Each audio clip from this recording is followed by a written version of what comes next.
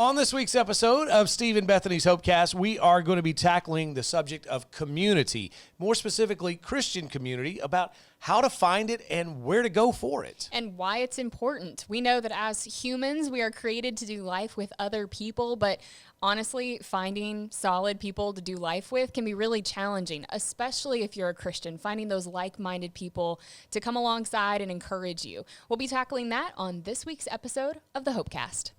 Steve and Bethany are a Christian radio morning team turned podcasters. They're answering the big questions of life and faith in fun and practical ways. If you're looking for real hope in this crazy world, this is the podcast for you. Welcome to Steve and Bethany's Hopecast. All right, well, welcome in. We are glad that you're here at Steve and Bethany, and we are back together again. Now, I know for those of you keeping up with the feed, we haven't missed an episode, Right. but it's been a while since you and I have actually been together through the magic of technology. Yeah, it's been a couple weeks. I was out of town doing some work, and so I was in Texas actually for about 2 weeks, and then you had a busy time of it, busy with different things at work and all kinds of stuff, but you had a kind of a crazy weekend because you were in a church play all about the Easter story, or a musical, right? It was more of a musical, yeah. And to my understanding, I've heard rumors that you played a Pharisee or a Sadducee. Well, it wasn't that strictly defined, but yeah, it was one of them. I was one of the priests that... Just somebody kind of judgmental, basically, is who you were playing. That's true. It Right? was. It's exactly who I was. How was it? I loved it. Did It you? was so good. I killed it. I feel like you, okay, I don't mean this in a bad way.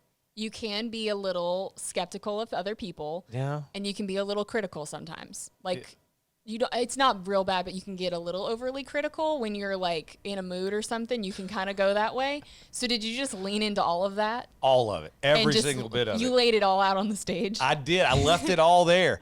There was nothing left. I just was drained Oh when my we walked word. off Drained stage. from being so critical. Yeah, well, it's exhausting. It was. And here was what was cool is everybody got a little thank you gift, a little parting gift. Yeah. And as I got mine, it happened to be a little thing of, and it had some little candy and treats in it. Yeah. So as I was walking through, I saw a little 2-year-old that's a son of one of my friends. And Yeah. I said, hey, Rowan, come here. And I gave it to him.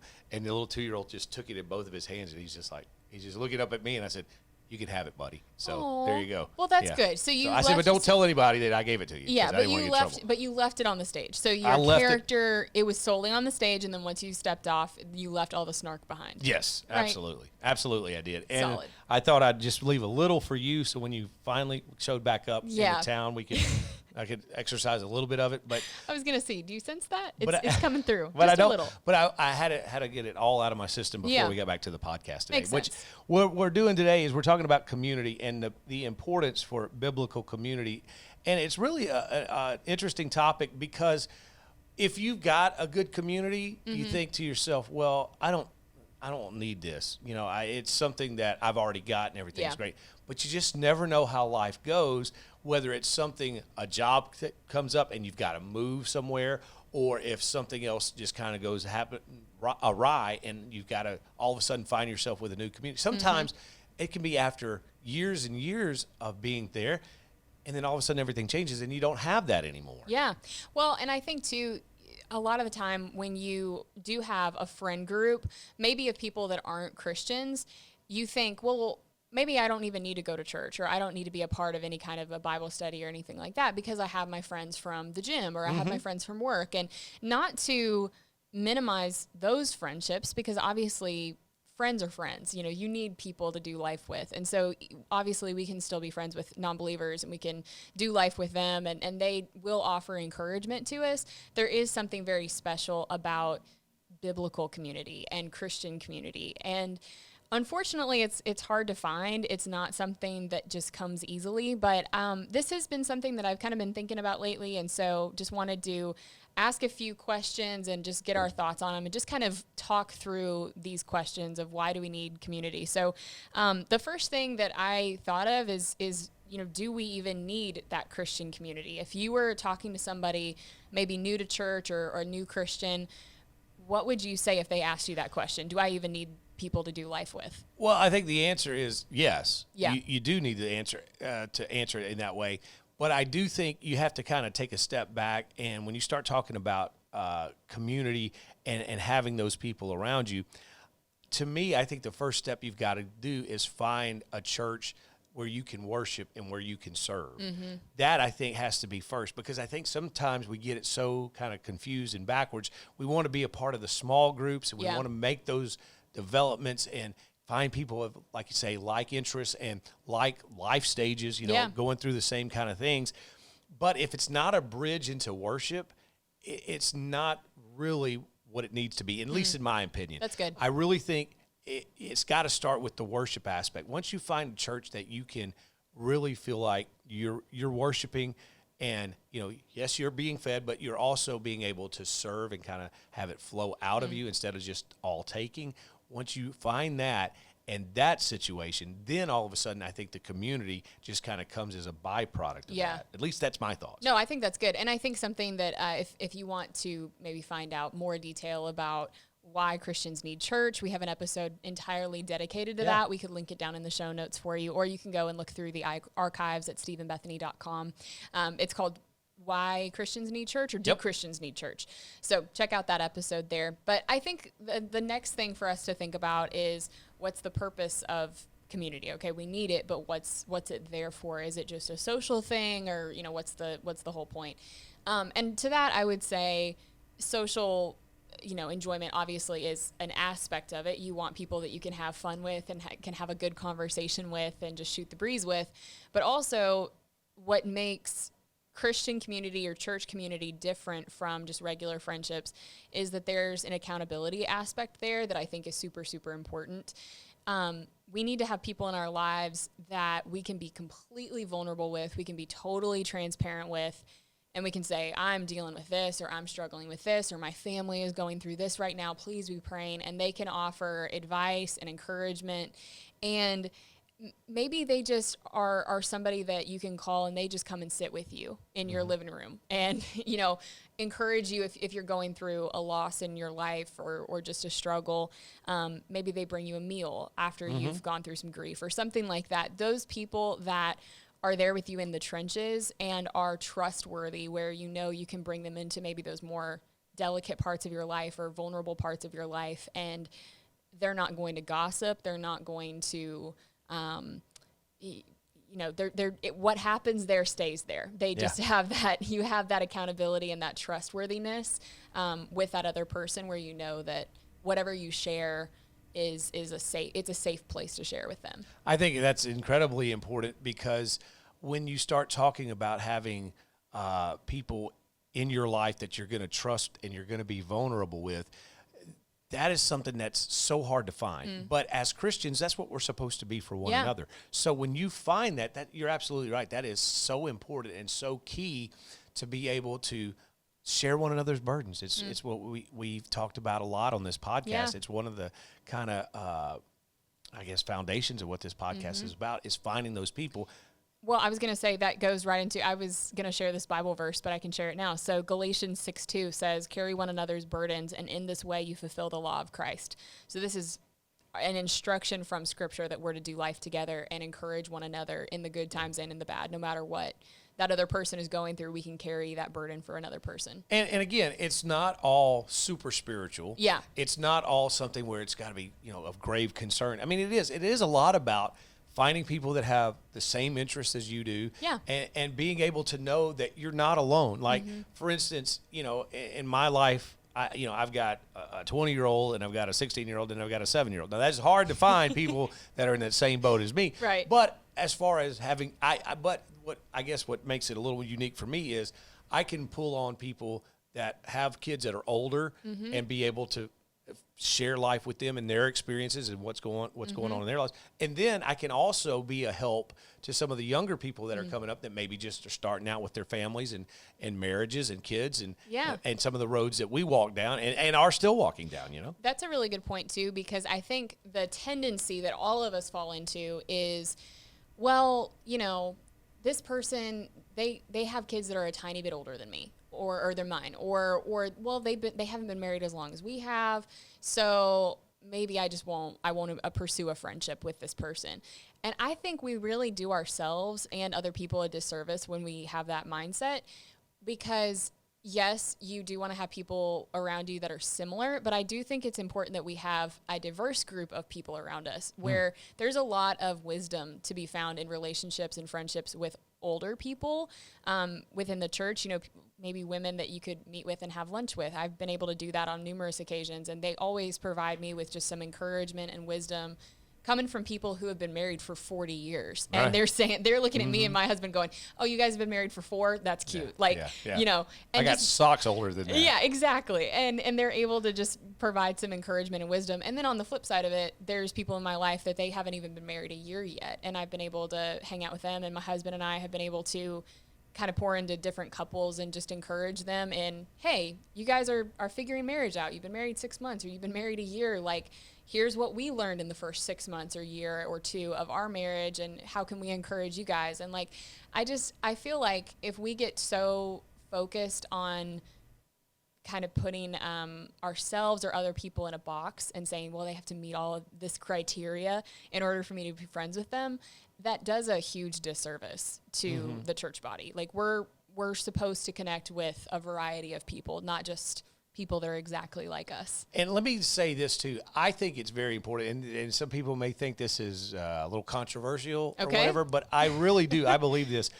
I think when you're talking about looking for community, you need to stay within your same gender, Exactly. Because I'm a guy, I have always gotten along with girls my whole life. Yeah. I've had a lot of friends that are girls, and for whatever reason, I don't know, I'm at ease with that. And I mean, you and I, we have this crazy friendship, you know, that you're so much younger than I am and everything. But we get along. But we get along. And so that can be a little bit, you just got to walk on those eggshells there, because attraction is real, and especially when you're talking about being in vulnerability and laying your feelings on the line. That stuff you don't ever mean for anything bad or negative to happen, but it can, and it opens a door for it too. Yeah. So you just have to be on guard. I'm not going to be as legalistic and as harsh as saying, well, you shouldn't have any other male friends as a woman, and as a man, you shouldn't have any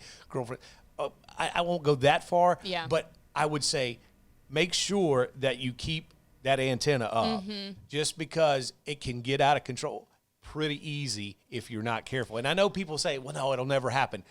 Well, it does all the time. Sin is real. I mean, that's, and sin is something that all of us are capable of doing. We all do sin every single day. So I'm glad that you brought that up, because that's a good point to make, that if we're going out for lunch and sharing maybe really vulnerable things in our lives, we should be sharing that with, if you're a girl, share it with another woman. If you're a guy, share it with another guy. Just have that there. And I think it's fine to have couple friends and to get along with, of course, men and women alike. We can all get along and all be friends. But if we're talking about sharing really deep personal things, just to have some wisdom and discretion on how we do that. I think there's a difference maybe between like pastoral counseling. If maybe somebody's listening and they're having really intense marriage issues and they're going to their pastor for counsel, I think there's some leeway there, because it's in that vein of, this is someone that we're going to for spiritual counsel and advice. And oftentimes too, at least in my dad's in pastoral ministry, and so I know a lot of people in that field and in that world, and they have boundaries in, like, they keep their office door open when they're maybe counseling somebody that's of the opposite sex. They make sure that there's some boundaries there. For some, even they'll have their wife present and just, have that. So that's a whole different subject, but I'm glad that you brought that up, of just being kind of mindful and aware. Just be mindful of it. Yeah. And again, if I'm ever having lunch with you or another female, I'm always like texting my wife, hey, I'm going to go to lunch. And my wife is the best. And she's like, okay, cool. But your wife knows about it. But she knows about it. And I just want to make sure that there's no even hint, and that goes a long way. So, just be aware. Just keep your antenna up if you're in that situation. Not trying to cast stones on anybody or kind of make anybody feel bad, but just, I think it's important that you bring that up, that we should all be aware and just be above reproach. Like, if we're dealing with this is something that's real, it can happen, so just be mindful, be wise. And I think we've got, at least I know of the perfect person to be in your community. I have the absolute perfect way, the formula for it. Okay. We'll talk about it after we Look talk at about you. TJ. Look at you. You know, it's all about the T's. It's He's all a about pro. keeping it pro. 100, you know. So here's what we're doing. So TJ and his lovely wife MK, they are road tripping all over the country, and when you get a chance to see their videos, they really are cool. TJ is the mastermind kind of behind everything we do here with the video aspect, especially of this podcast. All the gear and everything, yeah. Yeah, and he's just the best. And we would love for you to check out and subscribe to the 50 States Tour. Yeah, so MK and TJ are going and camping across 50 states, and they have already, how many are they at? About like 20 about half. something? They're close to half, yeah. They're almost halfway there, and so it's super cool that they just kind of take us along for the ride, and they are so just well planned out. All of their videos are really well shot, and then they just have all this information about everything. So it's a total wealth of information if you are maybe thinking about tent camping, traveling, or just honestly want to learn a little bit more about how to travel across 50 states. Yeah. They have all the info. And just because they're doing a lot of tent camping, it's not just exclusively for that. It's travel, just in general. It's not just shots of them in their tent in the woods and that's it. There's so much more to it. They're in the gypsy van traveling Right. across America, and if you happen to see them, you'll see the gypsy van, and you can honk and say, "Hey, Stephen Bethany says know hi." you, yeah. Yeah. So be sure to check it out for real. More than anything, it's so beautifully shot. TJ Yeah. is just an amazing videographer. Knows what he's doing. Check it out. Yeah, absolutely. This is not some YouTube guy going, jump cuts out the wazoo, and it's like, oh, hey. Yeah. No, this is beautifully done. So check it out. We've got the links for you down below, and you can watch TJ and MK. They have new videos all the time. You can, what do they say? Hit subscribe and that bell will ring. Yeah, hit the bell so you get notifications. Yeah, so you when get the they post. notifications when they go up Yeah. again. So tons of tricks and tons of tips and a lot of fun. Yeah, with and TJ it's MK. linked all down below in the show notes, so check it out. All right, so let's continue with our Okay. biblical community episode here. And as we get ready to wrap things up, I think we need to kind of give people some hope. We've kind of defined exactly what we need to be looking for and maybe some of the pitfalls to avoid.